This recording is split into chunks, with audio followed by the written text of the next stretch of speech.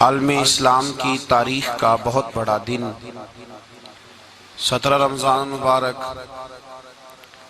جس دن اسلام کا سب سے پہلا معرکہ کفر کے ساتھ پیش آیا اور اس کو معرکہ بدر اور غزوہ بدر کہا جاتا ہے۔ اس کو قرآن مجید نے یوم الفرقان بھی کہا ہے، فرق کرنے کا دن۔ یہ وہ پہلا معرکہ ہے جس کی دھاک کفر کے سینے پہ ایسی بیٹھی ہے کہ آج تک عالم کفر بدر کی للکار سے کانپتا ہے۔ ڈاکٹر اقبال نے امت مسلمہ کو ایک مشورہ دیا ہے۔ اس نے کہا ہے کہ شرط یہ ہے کہ فضائے بدر پیدا کر، فضا پیدا کر بدر جیسی، فضائے بدر پیدا کر، فرشتے تیری نصرت کو اتر سکتے ہیں گردوں سے کتار اندر کتار اب بھی۔ اور اسی مضمون کو دوسرے رنگ میں اقبال کہنے لگے، تو آج بھی ہو اگر ابراہیم کا ایمان پیدا، آگ کر سکتی ہے انداز گلستان پیدا۔ عالم اسلام کو یوم الفرقان، غزوہ بدر کی للکار یاد رکھنی چاہیے۔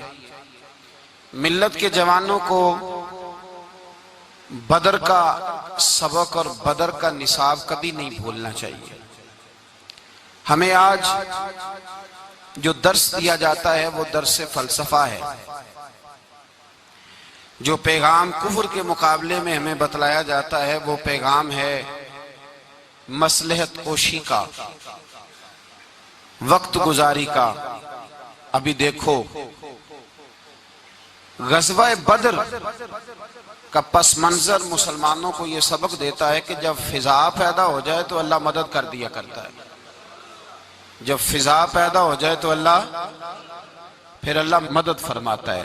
جب فضا پیدا ہو، جب مدد کی فضا پیدا نہ ہو، قرآن مجید فرقان حمید سورہ آل عمران میں سے جو آیہ کریمہ میں نے تلاوت کی تو اس میں اللہ تعالیٰ نے بدر کا ذکر فرمایا ہے۔ فرمایا وَلَقَدْ نَصَرَكُمُ اللَّهُ بِبَدْرٍ وَأَنْتُمْ أَذِلَّةٌ، فرمایا تحقیق ہم نے بدر میں تمہاری مدد کی حالانکہ تم تو کمزور تھے۔ ہم نے بدر میں تمہاری مدد کی، تم تو کمزور تھے۔ میدان بدر کے اندر اللہ تبارک و تعالیٰ نے مدد فرمائی، نصرت فرمائی مسلمانوں کی، اور ایسی کامیابی دی کہ پورا کفر جو اس وقت موجود تھا وہ کانپنے لگا کہ مسلمانوں کے پاس اتنی قوت کہاں سے آ گئی، اتنی طاقت کہ یہ کس طرح مالک ہوئے۔ بغور سمجھیے گا بات کو، ذرا تھوڑا سا پس منظر سمجھ لیں۔ 15 سال تک اعلان نبوت کے بعد نبی پاک صلی اللہ علیہ وسلم نے کسی جنگ کی، کسی لڑائی کی اجازت نہیں دی، کسی قسم کی منع فرمایا، بلکہ فرمایا لکم دینکم ولی دین، تمہارا اپنا دین ہے ہمارا اپنا دین ہے، منع کر دیا گیا۔ مسلمان ہجرت کر کے آ گئے مکہ سے مدینہ، لیکن یہاں بھی قریش مکہ اور کفار مکہ نے عالم اسلام کو، مسلمانوں کو، نبی پاک صلی اللہ علیہ وسلم کو سکون سے بیٹھنے نہیں دیا، پریشان کرتے رہتے تھے۔ اور اس پریشانیوں میں سے ایک بڑی پریشانی، جب تک آپ بات کے پس منظر کو نہیں سمجھیں گے آپ کو اصل مضمون سمجھ میں نہیں آئے گا۔ پریشان کرتے تھے مسلمانوں کو، مدینے آ کر پریشان کرتے۔ دنیا کا ایک مزاج ہے، جو آدمی اپنا دروازہ بند کر لیتا ہے لوگ اسے بزدل سمجھتے ہیں، حالانکہ بزدل اور صلح پسند میں فرق ہوتا ہے۔ بزدل اور ہوتا ہے، صلح پسند، کچھ لوگ صلح پسند ہوتے ہیں، لوگ انہیں بزدل کا طعنہ دیتے ہیں۔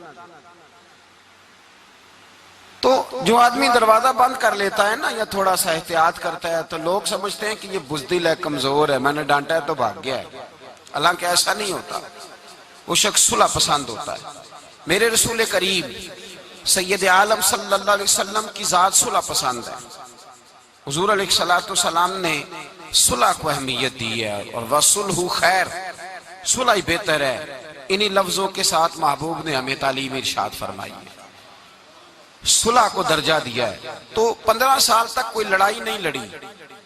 اب انہوں نے سمجھا شاید مسلمان بزدل ہیں، یہ تو تلوار ہی نہیں اٹھاتے، یہ تو شاید جانتے ہی نہیں اس فن کو، ان کو تو خبر ہی نہیں. یہ کیا کرتے کہ مسلمانوں کو مدینے آ کے تنگ کرتے، گھر تک آ جاتے.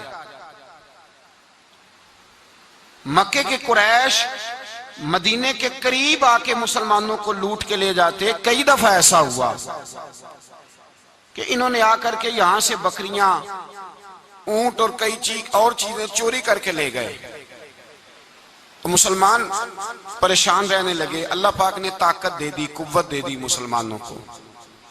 حضرت عمر فاروق جیسے لوگ کلمہ پڑھ گئے، حضرت امیر حمزہ جیسے لوگ آ گئے، حضرت ابو عبیدہ بن جراح جیسے لوگ آ گئے، حضرت سیدنا سعد بن ابی وقاص جیسے دلیر اللہ نے عالم اسلام کو عطا فرمائے.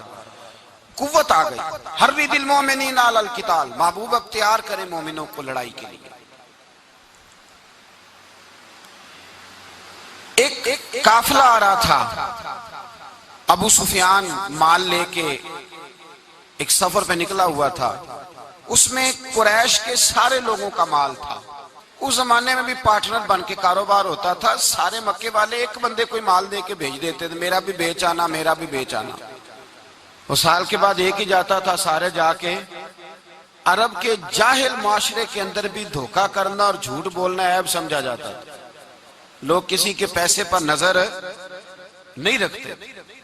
یہاں معاذ اللہ لوگ کلمہ پڑھ کے اس بات کا خیال نہیں رکھتے کہ مال کس کا ہے اور ہم کس طرح سے اسے استعمال کرنا ہے. تو ابو سفیان سب کا مال لے کے نکلے.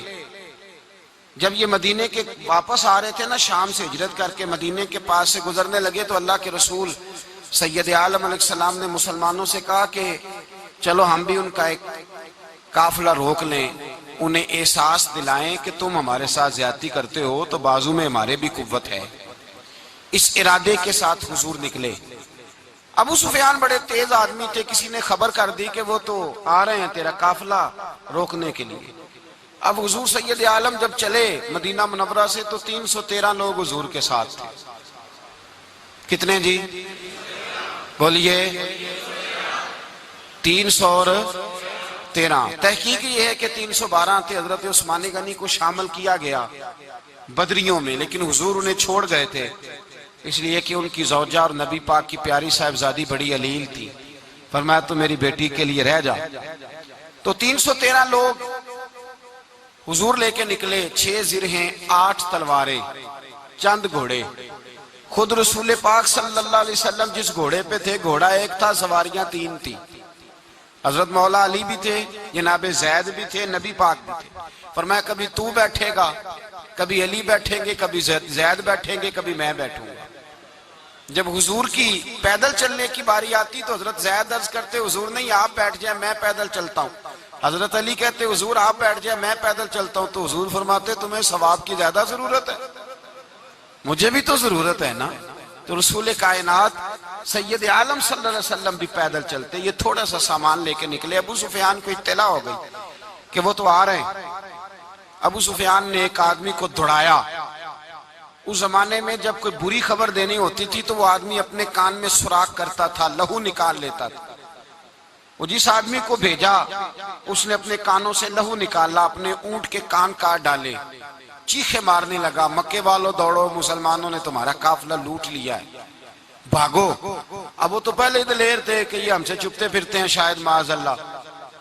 انہوں نے کیا کیا کہ 1000 کا لشکر، ہر آدمی کے پاس گھوڑا، ہر آدمی کے پاس تلوار، نیزہ، سارے عتبہ، عتیبہ، شیبہ، ابو البختری، امیہ بن خلف، ابو جہل، سارے اکٹھے ہو کے آئے اور نکلے میدان بدر کی جانب. ادھر ابو سفیان اس آدمی کو بھیج کے تو دریا کے رستہ ہی بدل گیا، مدینے کے رستے آیا ہی نہیں، خود بچ گیا. اور جب بچ کے نکلا نا تو اس نے ایک آدمی بھیجا کہ قافلہ محفوظ ہو گیا ہے، تم لوگ فکر نہ کرو. اس نے جا کے پیغام دیا ابو جہل کو کہ ابو سفیان کہتا میں بچ گیا ہوں، مجھے کوئی خطرہ نہیں، اب تم لوگ کسی قسم کی تکلیف نہ کرو، تکلف نہ کرو، واپس چلے جاؤ۔ ابو جہل کہنے لگا نہیں، اب تو ہم واپس نہیں جائیں گے، اب تو ہم ان کا کچھ کر کے ہی جائیں گے۔ سمجھ آ رہی ہے میری باتوں؟ پس منظر سمجھ میں آ رہا ہے؟ اب نہیں واپس جانا، نکلے ہیں تو کچھ کریں گے۔ اب جب میدان کے اندر آنے کے لیے تیاری ہو رہی ہے، ادھر سے پتہ چل گیا، نبی پاک صلی اللہ علیہ وسلم کو اطلاع ہوئی کہ ابو سفیان تو اپنا لشکر بچا کے، قافلہ بچا کے لے گئے، لیکن قریش بضد ہیں آنے کے لیے۔ نبی پاک صلی اللہ علیہ وسلم نے ایک جگہ پہ تمام مسلمانوں کو جمع کیا۔ یہ بات قابل غور ہے۔ حضور نے فرمایا بھی 1000 کا لشکر اسلحے سے لیس ہو کے آ رہا ہے، تم 313 ہو، تمہارا ارادہ کیا ہے؟ نہ تمہارے پاس زرہیں ہیں، نہ تلواریں ہیں، نہ تمہارے پاس نیزہ ہے، نہ تیر ہے، کیا کرنا ہے؟ صحابہ کرام علیہم رضوان فرماتے ہیں جب نبی پاک صلی اللہ تعالی علیہ وسلم نے مشورہ لیا نا، تو سب سے پہلے جو شخصیت اٹھی وہ حضرت ابوبکر صدیق کی ذات تھی۔ جناب صدیق اکبر اٹھے، عرض کرنے لگے محبوبہ بات ہی کوئی نہیں، آپ حکم کریں، ہم تو بڑی دیر سے تیار بیٹھے۔ حضرت عمر کہنے لگے حضور میں تو تھک گیا ہوں انتظار کر کر کے۔ اور شیر خدا مولا کائنات علی المرتضیٰ رضی اللہ تعالیٰ عنہ کہنے لگے محبوبہ زنگ لگ گیا میری تلوار کو، زنگ لگ گیا، کوئی موقع ملے دیواریں ہلتی رہتی ہیں اور در کانپ جاتا ہے، علی کا نام سن کے اب بھی خیبر کانپ جاتا ہے۔ فرمایا حضور زنگ لگ گیا، مہربانی کریں جلدی کریں، ہم تو تیار بیٹھے۔ حضور نے پھر توجہ کی، نبی پاک صلی اللہ تعالیٰ علیہ وسلم نے پھر توجہ کی، تو یہ تو سارے وہ بول رہے ہیں جو میرے ساتھ مکے سے آئے ہوئے ہیں، مدینے والے بھی تو بولے نا۔ تو مدینے والوں میں سے حضرت مقداد اٹھے، حضرت مقداد رضی اللہ تعالیٰ عنہ، اور اٹھ کے عرض کرنے لگے یا رسول اللہ آپ کا اشارہ ہماری جانب ہے؟ حضور نے فرمایا ہاں تمہاری جانب ہے۔ تو کیا خوبصورت جواب ہے، اور کیا انداز تکلم ہے، اور کیا گفتگو میں حسن ہے، اور کیا پس منظر ہے، اور کیا دلیل ہے، اور کیا تاریخ کا مطالعہ ہے۔ حضرت مقداد کہنے لگے یا رسول اللہ ہم کوئی حضرت موسیٰ علیہ السلام کی قوم نہیں کہ آپ سے کہیں گے آپ لڑے یا آپ کا خدا لڑے۔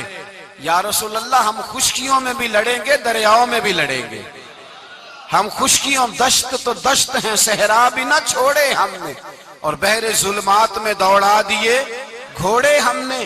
کہا حضور ہم وہ نہیں ہیں کہ جو آپ سے کہیں گے آپ لڑیں اور آپ کا خدا لڑے، ہم تو تیار ہیں، آپ جلدی کریں۔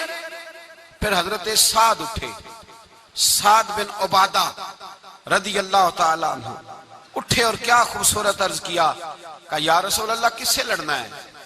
حضور بولیے ذرا یا رسول اللہ۔ حضور نے فرمایا قریش مکہ سے۔ تو صحابی کا وجد دیکھیے گا، انداز دیکھیے گا، کہنے لگے حضور سنا ہے جن نظر نہیں آتے، دیو نظر نہیں آتے، سنا ہے دکھائی نہیں دیتے، محبوبہ آپ حکم کرے میں تو جنوں سے بھی لڑنے کے لیے تیار ہوں، میں تو ان دیکھی جگہوں پہ تلواریں چلا جاؤں گا، نبی کا حکم ہو تو کود جائیں ہم سمندر میں، جہاں کو محو کر دے نعرہ اللہ اکبر میں۔ یا رسول اللہ حکم کریں کس سے لڑنا ہے؟ میرے نبی پاک خوش ہو گئے، حضور خوش ہوئے، چہرے پہ مسکراہٹ دوڑی، فرمایا تم پر کوئی غلبہ پا ہی نہیں سکتا۔ فرمایا چلو اب اٹھو چلیں، نہ تلواریں ہیں، نہ گھوڑے ہیں، نہ کوئی شے ہے، نہ پاس اسلحہ ہے، نہ کوئی بظاہر طاقت ہے۔ حضور اٹھے تو ایک ننھا مجاہد حضرت سعد بن ابی وقاص کے چھوٹے بھائی عمیر بن ابی وقاص، قد چھوٹا، حضور نے فرمایا سعد چلے عمیر رہ جائے، سعد چلے اور عمیر یہ چھوٹے ہیں۔ حضرت سعد کہتے ہیں میری عمر ابھی اس وقت تھوڑی تھی، میں 16-17 سال کا جوان تھا، تو بھائی اس سے بھی چھوٹے تھے، فرمایا تو رہ جا۔ اللہ اکبر۔ تو کہتے ہیں دیکھو عمر دیکھو، اور منانے کا انداز کیا ہے، جا رہے ہیں جہاد کے لیے، تو بچہ رو نہیں پڑتا گھر میں۔ حضرت عمیر رونے لگے، کہنے لگے نہیں نہیں میں نے بھی جانا ہے۔ رونا کہاں جانا ہے بھائی؟ کوئی کھیلنے جا رہے ہیں، کوئی کھیلنے جا رہے ہیں، سیر کو جا رہے ہیں، کوئی جو ہے وہ کسی تفریح کے لیے نکل رہے ہیں، نہیں میں نے بھی جانا ہے۔ حضور نے فرمایا بیٹے تلواروں کی چھاؤں میں جا رہے ہیں، وہاں گرجدار آوازیں ہوں گی، وہاں سینے کٹیں گے، گردنوں پہ ضرب لگے گی. تو حضرت عمیر بن ابی وقاص نے نا اپنی ایڑیاں اٹھا لی، پنجوں کے بل کھڑے ہو گئے، کہنے لگے سونیا میں گردن کٹانے کو تیار ہوں. تو حضور نے فرمایا تیرا بڑا بھائی چلا جو ہے. حضرت عمیر کہنے لگے حضور قد میں بڑا ہے، طاقت میں نہیں بڑا. قد میں بڑا ہے، طاقت میں. کہا یہ قد میں بڑا ہے، جسامت میں بڑا ہے، طاقت میں نہیں بڑا. حضور نے فرمایا کیسے پتا چلے گا؟ کہا حضور کشتی کرا لیں، کشتی کرا لیں. چشم فلک نے عجیب نظارے دیکھے، محبوبہ کشتی کرا لیں. حضور نے فرمایا کرو کشتی. کرا لیتے ہیں، کرو کشتی. کشتی شروع ہوئی تو سبحان اللہ کیسی عجیب اور منفرد کشتی ہے. حضرت سعد بن ابی وقاص رضی اللہ تعالیٰ عنہ کہتے ہیں میرا بھائی پہلوان کشتی سے پہلے گلے ملتے ہیں نا، تو کہتے ہیں گلے ملنے آئے. تو حضرت عمیر میرے کان میں کہنے لگے تیرا تو نمبر لگ ہی گیا ہے، اور محبوب جسے قبول کر لے پھر اسے درگزر، اسے رد نہیں کرتے.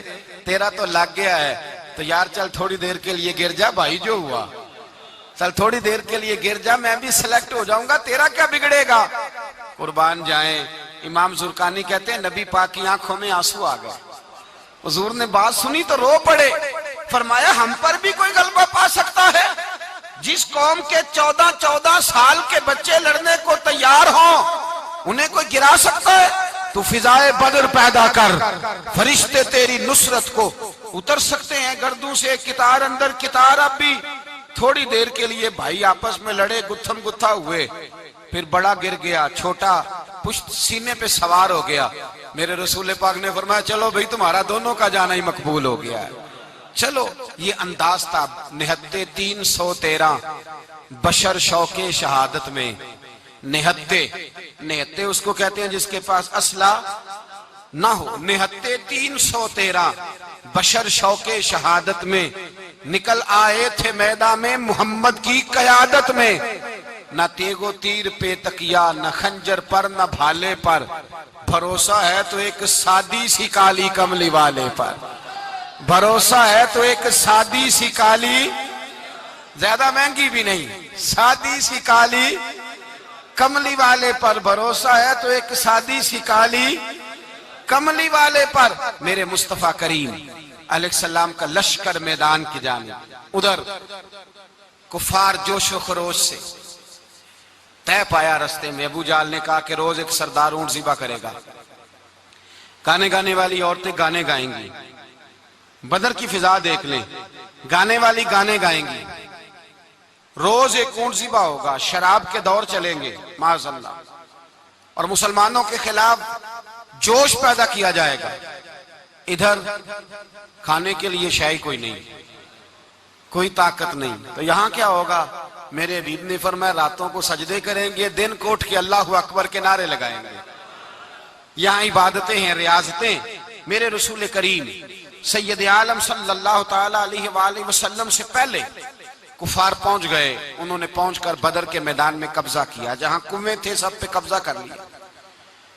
جو زمین خشک تھی، ریتلی تھی، وہ چھوڑ دی، اور جو زمین ہموار تھی اس پہ قبضہ کر لیا. جب نبی پاک صلی اللہ علیہ وسلم تشریف لے کر کے گئے تو ریتلی زمین، تپتی ہوئے صحرا. 17 رمضان کا دن صحابہ نے روزے رکھے ہوئے صحابہ نے کیا کیا ہوا ہے؟ کیا کرنے گئے؟ پکی گل لے تو یہ بولے تھوڑے ہو نا، میں کہ شاید کچھ حق ہوئے. کیا کرنے گئے تھے؟ روزہ رکھ کے. اللہ خیر ہی کرے. ہمارے ہاں تو روز نیا بہانہ آتا ہے، کہتے میں کام تے جانا، میرا تو نہیں نہ بنتا. روز نیا بہانہ ہے، کہتے نہیں میں تو مزدور آدمی ہوں. کس طرح کی بات کرتے ہو؟ اللہ نے فرض کیا ہے تو اس کا مطلب ہے کہ گزارا ہو سکتا ہے، چل سکتا ہے، تبھی تو فرض کیا ہے. حضور نے فرمایا روزے کھول دو بھائی، پر کون کھولے؟ کوئی نہیں تیار. اب اللہ کے رسول نے خود گھوڑے کے اوپر بیٹھ کر کھجور کھائی دوپہر کے وقت. جب حضور نے کھولا تو تب سب نے کھولا. 17 رمضان نبی پاک صلی اللہ علیہ وسلم کے آنے سے پہلے انہوں نے کنووں پہ بھی قبضہ کر لیا. ہموار زمین، حضور آئے تو ریتلی زمین ملی، وہیں صحابہ نے ڈیرے لگائے. اب پانی کوئی نہیں، کوئی شے نہیں، تپتا ہوا صحرا، اوپر سے سورج گرمی برسا رہا ہے. حفیظ جلندری کہتے ہیں کہ زمین دعا مانگنے لگ گئی. زمین دعا مانگنے لگی. زمین کہنے لگی خدا بندہ مہربانی فرما تیرے رسول آئے ہیں تو اب ذرا مجھے ٹھنڈا نہیں کر دیتا. حفیظ جلندری کا نظریہ ہے، وہ کہتے ہیں زمین دعا مانگنے لگی. زمین کہنے لگی مولا تیرے حبیب کے قدم جب میری اس خاک پہ آئے، الہی حکم دے سورج کو اب نہ آگ برسائے. زمین کہتی ہے تیرے حبیب کے قدم جب میری اس خاک پہ آئے، الہی حکم دے سورج کو اب نہ آگ برسائے. میرے دامن سے گر ان کو ہوائے گرم آئے گی تو مجھ کو رحمت للعالمین سے شرم آئے گی. میرے دامن سے گر ان کو ہوائے گرم آئے گی تو مجھ کو رحمت للعالمین سے. زمین کہنے لگی مجھے شرم آئے گی کہ محبوب آئے ہیں اور میں یا اللہ مہربانی کر. حفیظ جلندری ویسے تو حضور کی دعا، صحابہ کی دعا سب کی بات ہے. وہ کہتے ہیں زمین نے دعا مانگی، جب دعا مانگی تو اللہ نے بارش عطا کر دی. حضور نے فرمایا لو بھی حوض بنا لو، پانی بھر لو. صحابہ کہتے ہیں چھوٹے چھوٹے حوض بنا لیے، پانی ہم نے ان کے اندر جمع کر لیا، جانوروں کو پلایا، خود بھی ہم نے وہ پانی رکھا وضو کے لیے، غسل کے لیے. فرماتے ہیں اب ریتلی زمین تھی تو سمجھ لیں بارش پڑنے سے پکی ہو گئی، ان کی جانب کیچڑ ہو گیا، پانی ختم ہو گیا، کافروں کی طرف ختم ہو گیا. یہاں حالات اس طرح کے ہیں کہ یہاں پانی جمع ہے، وہاں ختم ہوا. اور تاریخ کا عجیب حوالہ دیکھیں، حضور کو شہید کرنے آئے، 2 کافر رات کو چپکے سے اس حوض سے پانی پی رہے تھے جو مسلمانوں کا حوض ہے. ایک صحابی کہنے لگے حضور کافر پانی پی رہے ہیں، ہمارے حوض سے ماروں؟ حضور نے فرمایا نہیں، کافر ہوئے تو کیا ہوا، مخلوق تو ہے نا اللہ کی، پینے دو پینے دو. ہمارے دروازہ رحمت سے کوئی خالی جا سکتا؟ ایسا کی تیری خیر تیرے میں کدے کی خیر، ایسی پلا کہ جس کا نشہ عمر بھر رہے، اور پلا کے گرانا تو سب کو آتا ہے، مزہ تو تب ہے کہ گرتوں کو تھام لے ساکی. کہا نہیں پینے دو انہیں. میرے رسول کریم سید عالم صلی اللہ علیہ وسلم نے میدان بدر میں پڑاؤ کیا. کافر ساری رات دندناتے رہے، شور کرتے رہے. جاسوسی کا ایک معیار ہوتا تھا، اب تو فوجوں کی وردی ہوتی ہے، پہچانے جاتے ہیں فوجی کس ملک کے ہیں، کس علاقے کے ہیں، کس جگہ سے ان کا تعلق ہے. اس زمانے میں کوئی وردی نہیں ہوتی تھی، ہر قبیلے کا آدمی ہوتا تھا تو لوگ گھس جاتے تھے، جاسوسی آسان ہوتی.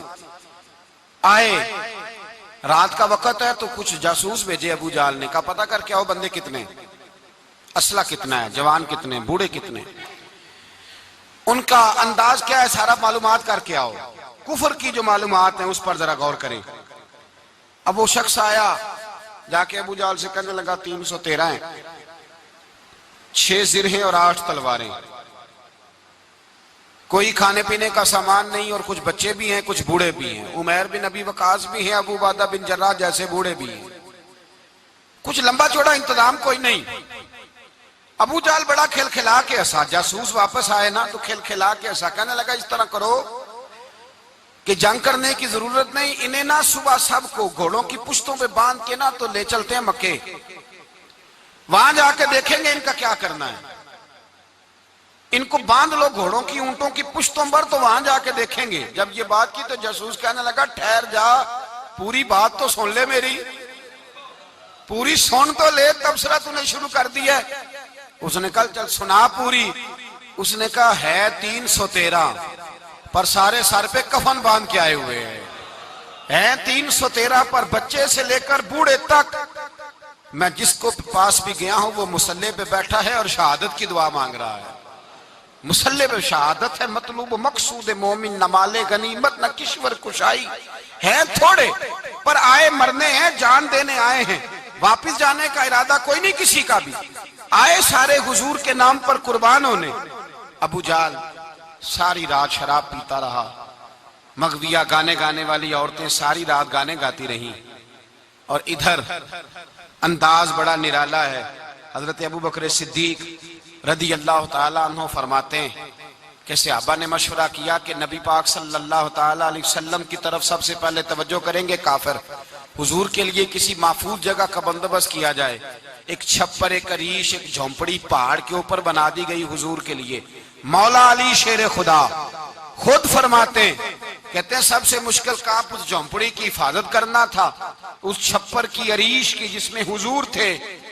جب نبی پاک نے فرمایا نا میرا پہرا کون دے گا، تو کہتے ہیں ابوبکر صدیق تلوار لے کے کھڑے ہو گئے، کہنے لگے سونیا ضرورت ہی کوئی نہیں، میں جو حاضر ہوں۔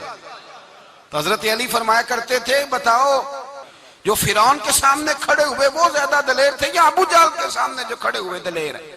تو حضرت ابوبکر صدیق فرماتے میں پہرے پہ تھا، کافر شرابیں پی رہے تھے اور نبی پاک ساری رات عبادت کرتے رہے، ساری رات حضور نے رو کے گزار دی۔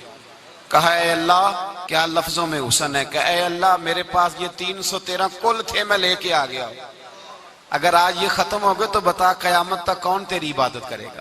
اے اللہ یہ 313 ہی تھے جو میں لے آیا، مہربانی فرما۔ ساری رات دعا ہوتی رہی، ساری رات حضور دعا کرتے رہے۔ پہلے حکم آیا کہ 1000 فرشتہ بھیجا ہے، پھر آیا محبوب چل 3000 بھیجے، پھر اللہ نے کہا محبوب میں نے 5000 بھیجے ہیں۔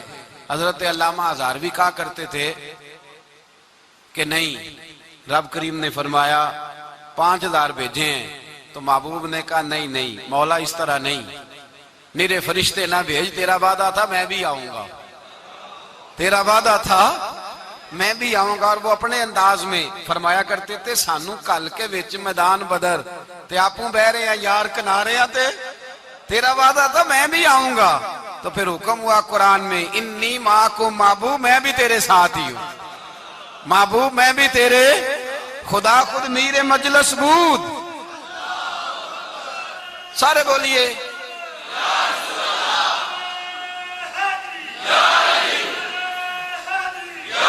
بھئی آج تو دن ہے نا نعرے لگانے کا، یوم البدر منا رہے ہیں، تو آج تو ٹھنڈا ٹھنڈا نعرہ نہ لگائیں، میں نے اپیل کی تھی کہ نعرہ تحقیق بھی لگایا کریں۔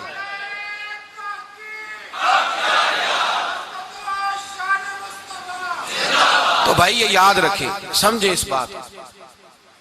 فرمایا حضرت ابوبکر صدیق فرماتے ہیں پہلے 1000 پھر 3000 پھر 5000 فرشتے آئے، اور جوق در جوق فرشتے آئے۔ کہتے ہیں سرکار ساری رات روتے رہے، ساری رات، تیرے صرف اسلحے سے ہی اللہ کی مدد نہیں آئے گی، تو نے ایٹم بم بنا لیا اور توفیق عید کی نماز کی بھی نہیں، اس سے تھوڑی مدد آئے گی۔ میرے مصطفیٰ کریم سید عالم صلی اللہ علیہ وسلم نے فرمایا امت کو درس دیا، اسلحہ بھی جمع کرنا، طاقت بھی اکٹھی کرنا، صفیں بھی بنانا، اپنے اندر اتحاد بھی پیدا کرنا، لیکن اگر تم نے کفر پر غلبہ حاصل کرنا ہے تو اس کے لیے خدائی مدد کی ضرورت ہوگی۔ اگر تم سے اللہ کی مدد روٹ گئی تو جتنے مرضی اسلحے جمع کرتے پھرو، جتنی مرضی طاقتیں اکٹھی کرتے پھرو، پھر جس قدر مرضی تم ایٹم بم بناتے پھرو، جب خدائی مدد ہی تمہارے ساتھ نہیں تو کیسے نظام چلے؟ تو حضرت ابوبکر صدیق فرماتے ہیں ساری رات، حتیٰ کہ میں بے چین ہو گیا، حضور سجدے میں تھے تو میں حضور کے اوپر لیٹ گیا، میں نے کہا محبوب بس کریں، اٹھ کے دیکھے تو صحیح میرے اللہ نے کتنی مدد نازل فرما دی ہے۔ صبح رسول پاک تشریف لائے، صحیح مسلم، ابو داؤد، کتابوں کے نام یاد رہیں گے۔ حضرت انس بن مالک حدیث کے راوی ہیں، کہتے ہیں حضور اٹھے اور ایک دن پہلے چھڑی لے کے میدان میں آئے، ایک دن پہلے اٹھے، دیکھو میرے محبوب کے علم کی شان۔ میرے اعلیٰ حضرت فرماتے ہیں اور کوئی غیب تم سے نہا ہو بھلا جب خدا ہی نہ چھپا رہا، اور کوئی غیب تم سے نہا ہو بھلا جب خدا ہی نہ چھپا رہا، تم پر کروڑوں درود۔ اور ہمارے ایک شیخ تھے علامہ تحسین رضا صاحب رحمۃ اللہ علیہ، ان کا بڑا خوبصورت شعر ہے، وہ فرمایا کرتے تھے علم غیب رسول کے منکر اس حقیقت کو بھول جاتے ہیں، غیب مانا کہ راز ہے لیکن راز اپنوں سے کب چھپاتے ہیں، راز مانا، غیب مانا کہ راز ہے لیکن راز اپنوں سے کب چھپاتے ہیں۔ ایک دن پہلے حضور میدان میں آئے، صحیح مسلم کی حدیث ہے، اور محبوب پاک صلی اللہ علیہ وسلم کے دست مبارک میں چھڑی ہے۔ حضرت انس کہتے ہیں حضور میدان میں آئے اور حضور نے لکیر کھینچی، فرمایا کل یہاں ابو جہل مرے گا۔ کب مرے گا؟ یہاں مرے گا۔ فرمایا یہاں عتبہ مرے گا، یہاں عتبہ مرے گا، یہاں ولید مرے گا۔ حضرت انس فرماتے ہیں میری لکیروں پہ نظر تھی، لوگ جنگ لڑتے رہے، میں لکیریں دیکھتا رہا، اللہ کی عزت کی قسم جہاں حضور نے چھڑی رکھی تھی جو مرا وہیں آ کے مرا ہے، جو مرا ہے وہیں آ کے، جو دن کو کہہ دیا دن ہے تو دن نکل آیا، جو شب کو کہہ دیا شب ہے تو رات ہو کے رہی۔ خدا نے ان کی زبان کو وہ اختیار دیا، جو نکلی منہ سے ان کے وہ بات ہو کے رہی۔ فرمایا جہاں حضور نے چھڑی رکھی تھی جو مرا ہے وہیں آ کے مرا ہے میرے رسول کریم سید عالم صلی اللہ تعالی علیہ وسلم نے اگلے دن صبح اٹھ کے صف بندی بنوائی۔ حضور نے اپنے ہاتھ کے اندر چھڑی لے لی، فرمایا چلو ابھی صفیں سیدھی کرو۔ کیا کرو؟ کرانی چاہیے نا صفیں سیدھی، ہمیں کر بھی لینی چاہیے نا۔ حضور نے فرمایا تم صفیں سیدھی کرو، اللہ تمہارے دل سیدھے کر دے گا۔ تو یہاں سیدھے کرانے والے ہوتے ہیں، کرنے والا۔ اور میرے نبی پاک صلی اللہ علیہ وسلم نے فرمایا جب تم نماز کے لیے صفیں سیدھی کرتے ہو تو رب تو تمہیں دیکھ کے مسکراتا ہے، جو اس کی شان کے لائق ہے۔ حضور صفیں سیدھی کرا رہے تھے۔ حضرت سواد انصاری ایک صحابی تھے تو پیٹ ان کا بڑا تھا، حضور نے چھڑی رکھی، فرمایا پیچھے ہٹ تھوڑا سا، بڑا پیٹ تھا، چھڑی لگائی نہ تو کہنے لگے حضور کیوں ماری ہے چھڑی آپ نے مجھے؟ نبی پاک صلی اللہ علیہ وسلم نے فرمایا چل ناراض نہ ہو، بدلہ لے لے۔ کہنے لگے لائیں دے بدلہ۔ حضور نے چھڑی پکڑائی تو کہنے لگے کپڑا ہٹائیں۔ حضور نے کپڑا ہٹایا تو جسم اقدس چومنے لگے، کہنے لگے محبوبہ پتہ نہیں تھوڑی دیر کے بعد کیا بننا ہے۔ میں نے کہا جاتی جاتے بوسے ہی لے لوں حضور، بوسے ہی لے لوں جاتے جاتے مصطفیٰ کریم۔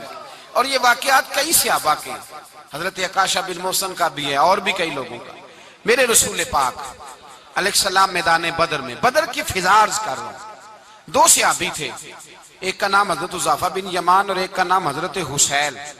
یہ دو صحابی ہیں رسول پاک صلی اللہ علیہ وسلم۔ یہ کہیں سے آ رہے تھے واپس، ابو جہل کی ملاقات ہو گئی۔ جنگ میں جا رہے ہو، اپنے نبی کے لیے آئے ہو، مدد کرو گے؟ انہوں نے کہا نہیں ہم تو ویسے ہی آ رہے تھے۔ ابو جہل نے کہا اگر ویسے ہی آ رہے تھے تو ٹھیک ہے جاؤ، وعدہ کرتے ہو لڑو گے تو نہیں؟ کہا نہیں لڑیں گے۔ یہ دونوں وعدہ کر کے آ گئے حضور کے پاس، کہا یا رسول اللہ ہم نے اس سے وعدہ کر لیا ہے لیکن ہمارا ارادہ تو لڑائی کرنے کا ہے، ہمیں تو یہاں کے پتہ چلا ضرورت پڑی ہے۔ تو نبی پاک صلی اللہ علیہ وسلم نے فرمایا تم نے وعدہ کر لیا اب تم نہیں لڑو گے۔ کہا یا رسول اللہ کافر سے وعدہ کیا ہے۔ میرے نبی پاک نے فرمایا کیا تو مومن نے ہے نا۔ کس نے کیا ہے؟ اللہ اکبر۔ کوئی وعدوں کی پاسداری نہیں کرتا۔ میدان بدر میں جہاں ایک ایک فرد کی ضرورت ہے، ایک ایک فرد کی، وہاں رسول پاک نے فرمایا مومن نے وعدہ کیا ہے لہٰذا ہم دو مجاہد کاٹتے ہیں۔ فرمایا تم بیٹھ جاؤ تم نہیں لڑو گے۔ اب دونوں لشکر آمنے سامنے ہوئے، آمنے سامنے۔ سب سے پہلے آنے والوں میں سے ادھر سے ولید آیا، عتبہ آیا، اس کا بھائی شیبہ آیا، یہ تین آئے۔ کہنے لگے حضور ہمارے مقابلے میں بھیجے۔ نبی پاک نے انصار میں سے بھیجا، کہنے لگے یہ نہیں ہمیں چاہیے، ہمارے مقابلے میں قریشی اور ہاشمی بھیجو۔ برادری کا بڑا شوق تھا نا قریشی۔ حضور نے فرمایا چلو تمہارا جدی مرنے کا ارادہ ہے تو بھیج دیتے، ٹھیک ہے تمہارے پائے کے بھیج دیتے ہیں۔ حضور نے فرمایا چلو امیر حمزہ اٹھو۔ حضرت امیر حمزہ اسد اللہ و رسولہ اٹھ کے کھڑے ہو گئے۔ فرمایا چلو علی آپ بھی اٹھو۔ شیر خدا تو یوں اٹھے کہ جیسے پہلے سے ہی کھڑے تھے۔ حضور نے فرمایا چلو ابو عبادہ بھی اٹھے، تینوں صحابی اٹھے۔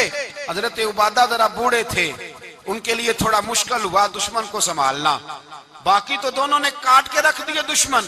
اور حضرت علی رضی اللہ تعالیٰ نے دیکھا نا جناب عبادہ ذرا زخمی ہو گئے، دشمن ان کا بھاری ہو رہا تو دوڑے گئے، مارا حضرت عبادہ کا دشمن بھی مارا، اور جناب ابو عبادہ کو کندھوں پہ اٹھا کے در رسول پہ لے گئے۔ کہنے لگے سونیا یا رسول اللہ آپ کے دشمن میں مار آیا ہوں، غلام بچا کے لے آیا ہوں، یہ میں لے آیا ہوں آپ کی، یہ شان ہے حضرت علی شیر خدا کرم اللہ۔ اب جنگ کا نکارہ بجا، کہاں 1000؟ ایک مورخ کہنے لگا نہیں پورا 1000 نہیں تھا، 950 تھا۔ میں کہا چل تو 900 کر لے یار، اس میں کون سی حرج والی بات ہے؟ پھر بھی 900 اور 300 کا کیا مقابلہ؟ اور پھر اسلحے سے لیس 1000 کا لشکر۔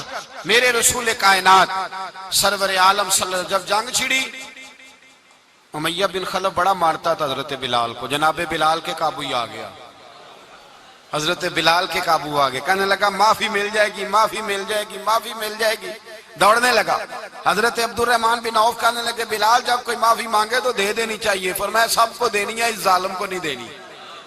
پکڑ کے مارا جناب سیدنا بلال حبشی رضی اللہ تعالیٰ، پکڑ کے مارا، فرمایا مجھے بڑی سزائیں دیتا تھا۔ اس امت کا فرعون ابو جہل نے ساری زندگی ستایا ہے۔ دو چھوٹے چھوٹے بچے معوذ اور معاذ، اور ان کی عمریں 17 سال سے کم بتائی جاتی ہیں، اور حسین لفظ ہیں۔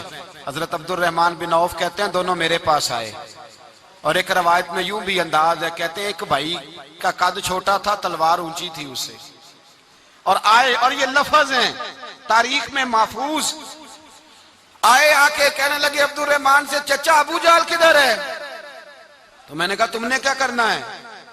ان کا جواب پتہ کیا ہے؟ یہ نہیں کہا کہ دین کا دشمن ہے، یہ نہیں کہا بڑا ظالم ہے اس لیے مارنا ہے، کہا تم کیا کرو گے؟ تو جواب وہ شاہ نامہ اسلام نے اپنے لفظوں میں بیان کیا، کہنے لگے مریں گے۔ زیادہ یہی ہے نا کہ ہم کمزور ہے، پوچھنے کا سٹائل یہ تھا کہ تم بچے ہو، تم نے کیا کرنا ہے؟ تو پتہ ان کا جواب کیا ہے؟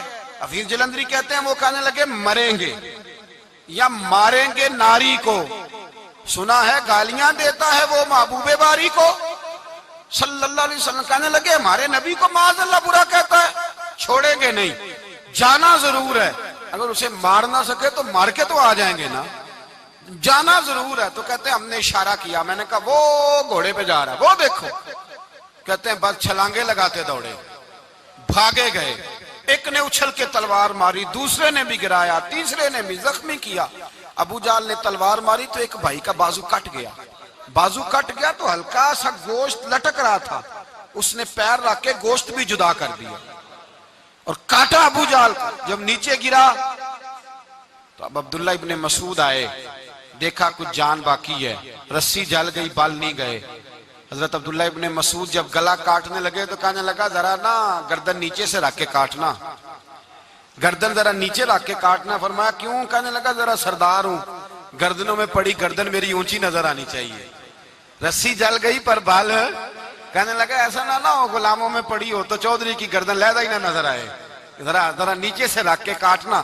حضرت عبداللہ ابن مسعود رضی اللہ تعالیٰ انہوں نے گردن کو کاٹ ڈالا۔ میرے بھائی اب جنگ ختم ہونے لگی آہستہ آہستہ، دونوں بچے اپنی تلواریں لے کے در رسول پہ آئے، ایک کہنے لگا میں نے مارا ہے، دوسرا کہنے لگا حضور میں نے مارا ہے۔ حضور نے فرمایا تلواریں دکھاؤ، خون کس کو لگا ہے؟ جب خون دیکھا تو دونوں کو ایک جتنا لگا تھا۔ میرے حبیب مسکرائے، فرمایا تم دونوں نے مارا ہے، تم دونوں نے مارا ہے۔ میرے رسول پاک سید عالم صلی اللہ تعالی علیہ وسلم نے دیکھا امیہ بھی مر گیا، ابو البختری، عتبہ، عتیبہ، شیبہ، امیہ بن خلف، بڑے بڑے دشمن مر گئے، 70 کے قریب قتل ہوئے، 70 کے قریب گرفتار ہوئے، باقی بھاگ گئے، 14 صحابہ صرف شہید ہوئے۔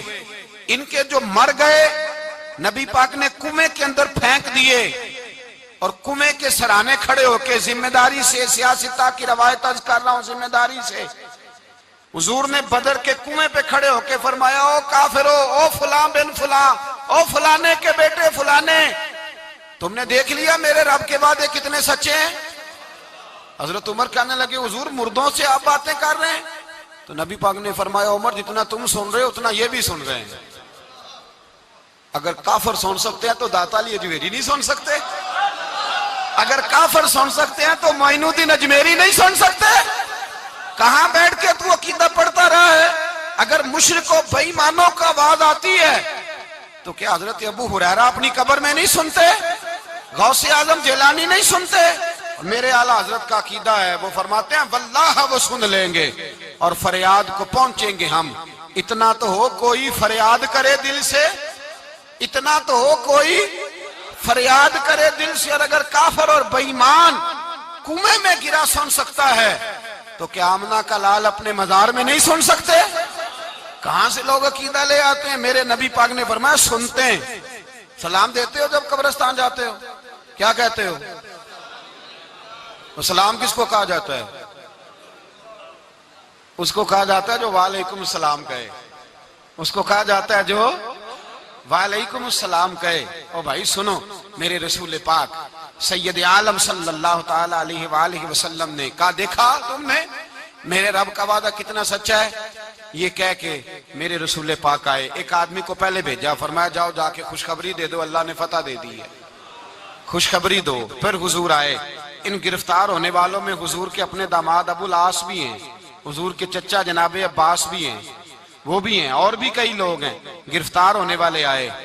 حضرت انس کہتے ہیں آدھی رات کا وقت تھا، جب ان کو لایا گیا نا گرفتار کرنے والوں کو مدینے، تو صحابہ کو غصہ ہی بڑا تھا، کس کس کے رسیاں باندھ دی۔ حضرت بلال کی ڈیوٹی تو ذرا زور زور سے باندھتے تھے، زور زور سے، ذرا تگڑی کر کے، بڑا ستایا تم لوگوں نے، زور زور سے۔ کہتے ہیں آدھی رات کا وقت ہوا، میں مسجد میں آیا تو حضور کو بے چینی سے ٹہلتے دیکھا مسجد میں۔ تو میں نے کہا حضور کیا ہوا؟ یہ سونے کا وقت تھا آپ کے آرام کا، تھکے ہارے آئے تھے۔ تو حضور نے فرمایا تم نے رسیاں زور سے باندھ دی ہیں، وہ ہائے ہائے کرتے ہیں، مجھے نیند نہیں آتی۔ نیند حضور وہ دشمن ہے، وہ آپ کا دشمن ہے۔ فرمایا وہ میرے دشمن ہے پر میں تو رحمت للعالمین ہوں، ذرا ڈھیلی کر دو، سو جائیں تو میں بھی سو جاؤں۔ سویرے حضور نے صحابہ کو بلایا، فرمایا ان کا کرنا کیا ہے؟ حضرت عمر کا مشورہ سنو۔ حضرت عمر کہنے لگے حضور جو میرے رشتہ دار ہیں میرے حوالے کرے، پہلے میں ان کی گردنیں کاٹوں، جو ابو بکر کے ہیں اس کو ان کی گردنیں کاٹے، جو عثمان کے ہیں علی کے ہیں ان کو دو، سب کو کاٹیں، اپنے اپنے رشتہ داروں کو۔ میرا جو ہے میں اپنے ہاتھوں سے اسے ذبح کروں گا، میرے نبی کی دشمنی کرتا ہے۔ حضور نے فرمایا عمر تیرا فیصلہ ذرا تگڑا ہے، تھوڑا نرم چاہیے۔ حضرت ابو بکر صدیق کو بلایا، فرمایا تیرا کیا ارادہ ہے؟ حضرت ابو بکر کہنے لگے حضور کچھ فدیہ لے لیں، ان پہ رحم کریں، مجھے لگتا ہے بہت سارے کلمے پڑ جائیں گے، کچھ مہربانی کریں، ان پہ شفقت کریں۔ حضور نے فدیہ تعین کر دیا، فرمایا اتنے اتنے پیسے دو، جاتے جاؤ۔ کچھ نے کہا ہم غریب ہیں، فرمایا تم مسلمانوں کے 10 بچوں کو حساب کتاب سکھا دو، تمہیں چھٹی۔ کچھ نے کہا جی ہمیں یہ بھی نہیں آتا، فرمایا تم ویسے ہی آزاد ہو جاؤ۔ بہت ساروں پہ مہربانی کی۔ حضرت عباس کھڑے ہوئے حضور کے سامنے، چچا۔ تو نبی پاک نے فرمایا چاچا وہ لاؤ فدیہ۔ کہنے لگے بھتیجے میرے پاس تو کچھ بھی نہیں، کوئی شے نہیں۔ تو حضور نے فرمایا چاچا وہ جس دن تم آ رہے تھے کمرے کا دروازہ اندر سے بند کر کے اتنی بڑی سونے کی اینٹ میری چاچی کو دی تھی، کہا اگر میں بچ کے آ گیا تو ٹھیک ہے، نہ آیا تو تمہارے لیے کافی ہوگی، وہ کدھر ہے؟ خیال آیا، حضرت عباس کانپنے لگے۔ یہ سن کر حضرت عباس پر راشا ہوا طاری کہ پیغمبر تو رکھتا ہے دلوں کی بھی خبرداری۔ خیال آیا مسلمان نیک و بد پہچان جاتے ہیں اور محمد آدمی کے دل کی باتیں جان جاتے ہیں۔ کہنے لگے وہ کدھر ہے؟ تو جناب عباس کہنے لگے محبوبہ وہ تو فدیہ تو میں دوں گا ہی اب، لیکن میں مان گیا ہوں آپ اللہ کے سچے رسول ہیں، اس لیے کہ میرے اور میرے بیوی کے علاوہ کسی کو اس بات کی خبر نہ تھی۔ اسی جنگ میں حضرت خدیجہ کا وہ ہار آیا جس کا تذکرہ میں پچھلے دنوں کر چکا، اللہ تعالیٰ نے فتح دی۔ کسی جگہ بھی کوئی تکبر کا لفظ میرے نبی پاک نے بیان نہیں فرمایا، کسی جگہ حضور نے یہ نہیں کہا کہ ہم بڑی دانائی سے لڑے، ہم بڑے دلیر تھے، ہماری صف بندی بڑی سیانی تھی۔ یہی فرمایا وَلَقَدْ نَصَرَكُمُ اللَّهُ بِبَدْرٍ، اللہ نے ہماری مدد کی، اللہ نے ہماری۔ میری اور آپ کی زندگی میں جہاں نقص واقع ہوتا ہے نا، وہاں ہم کامیابیاں اپنے کھاتے میں ڈالنے لگتے ہیں تو فضائے بدر پیدا نہیں ہوتی۔ یاد رکھیں اگر رات کو گانے سنیں گے، شراب کباب کے دور چلیں گے تو پھر بدر کی فضا پیدا نہیں ہوگی، پھر تو کفر کی فضا پیدا ہوگی۔ اور اگر رات کو مسلح آباد رہیں گے، میں نے کچھ دن پہلے کہا تھا جمعے میں، صلاح الدین ایوبی جب جنگ لڑ رہے تھے تو ایک بحری بیڑا آ رہا تھا دشمنوں کا، اسلحہ لے کے، مسلمانوں کے پاس اسلحہ پہلے کم تھا، تو ایک بحری جہاز اور اسلحہ لے کے آ رہا تھا عیسائیوں کا۔ تو صلاح الدین ایوبی ساری رات مسجد اقصی میں روتے رہے۔ سویرے ایک بزرگ ملے تو کہنے لگے، پہلے رات کو بھی ان سے دعا کے لیے کہا، پھر سویرے صلاح الدین کہنے لگے حضور دعا کرنا، مسلمان پہلے ہی کمزور ہیں اور عیسائیوں کا ایک بحری بیڑا اسلحہ لے کے اور آ رہا ہے۔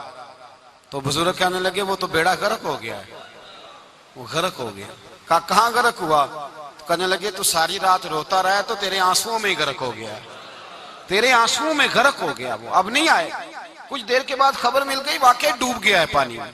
بھائی جب تو اللہ کو منا لیتا ہے، جب رب کی مدد تیرے آتا ہے، یاد رکھنا زندگی میں کہیں بھی آپ لڑ رہے ہیں، کسی محاذ پر بھی اگر حق آپ کے ساتھ ہے تو پھر اللہ کی مدد آپ کے ساتھ. اور اگر حق آپ کے ساتھ نہیں تو پھر جتنے مرضی ہیلے بہانے کر لیں، وکیل مہنگا کر لیں، جج خرید لیں، پھر آپ دنیا کی ساری سیاست لڑا رہے ہیں. جب حق آپ کے ساتھ نہیں تو پھر رب کی مدد آپ کے ساتھ. آج شام کے اندر روز قتل ہوتا ہے، برما کے مسلمانوں پر زمین تنگ ہے، کشمیر میں اتنا خون بہہ چکا ہے کہ اب شاید کشمیر کی وادی خون پیتی بھی نہیں، اتنا خون بہہ گیا ہے.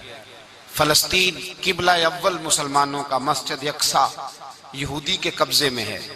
مسلمان اپنی اپنی اپنی اپنی. اور ظلم کی بات یہ ہے، ظلم کی بات کہ ہم توحید کا اعلان کرنے والے، توحید کے ٹھیکیدار بننے والے سلوٹ کرنے پہ آتے ہیں تو عیسائیوں کو بلا کے کرتے ہیں، یہودیوں کو بلا کے کرتے ہیں.